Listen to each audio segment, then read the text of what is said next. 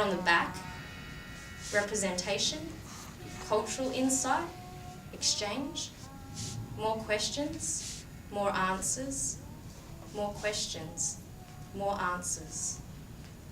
In the performance, what really stood out to me was, I suppose, like people's personal infliction of their own stories, which was really interesting for me to sort of see, especially with some of the people in the show who I know personally, to sort of, get like a different side of it, which, isn't often spoken about in our everyday lives.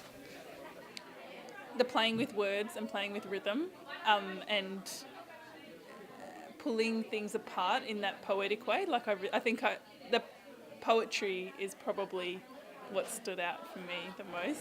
How it builds, like it sort of starts with the lullabies, and then you have the girl kind of on the stage singing this really intense sort of lullaby, and then she tells a story about her childhood, and then behind her there's this kind of there's the sort of obviously sort of, well, I took it to be where she's from kind of, and footage from that time where the revolution is about to happen, and it's kind of, and then because of kind of the candles and the boxes, there's this kind of mesh behind her, and it sort of reminds you of kind of basically fences, right? And so there's just this lovely kind of layering and depth to it, and I sort of felt that happened all the way throughout. Everyone was like really honest and had a good time on stage, and it was really good to watch. Yeah. You were doing that redefined where you were like kind of dismantling the terminology and the words and the sentence structure and kind of making it into something that is a little bit something that I totally got.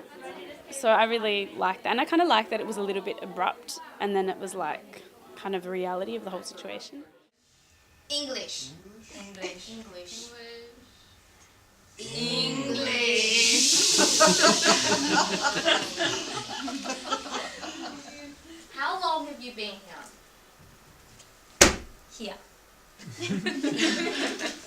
My dreams have led me here to we. I find refuge and we find refuge and we. We find refuge in we. We Find refuge in we. Find refuge in we.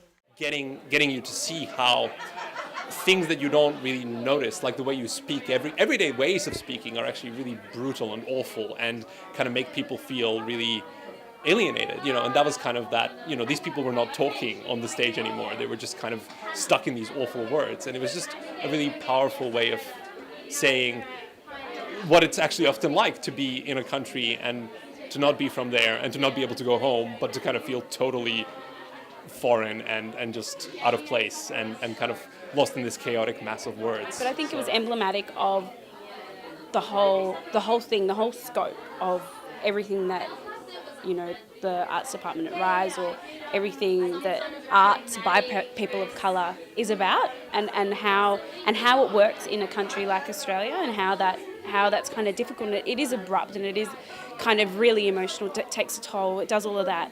But it wasn't like really someone standing up there and saying arts is really hard as a person of colour in Australia. It was kind of, it just showed that throughout other stories and things like that. It just had this really lovely kind of rich, meaty quality, which is kind of what good theatre is, It just has this density, and you can't say that. I can't explain to you now what was good about it. You sort of have to see the show, and I think that means you've done well. I feel like probably what I'll take away from this show is just a more enforced opinion of what I already had on the situation, which is, to be embracing of people from different backgrounds, and, to listen, Totally, I definitely enjoyed the show. I found it really powerful and really moving,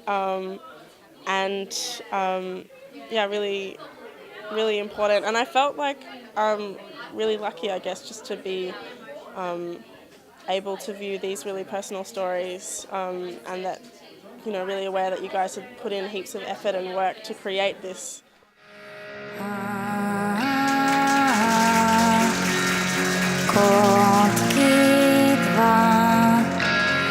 Šaro búra šaro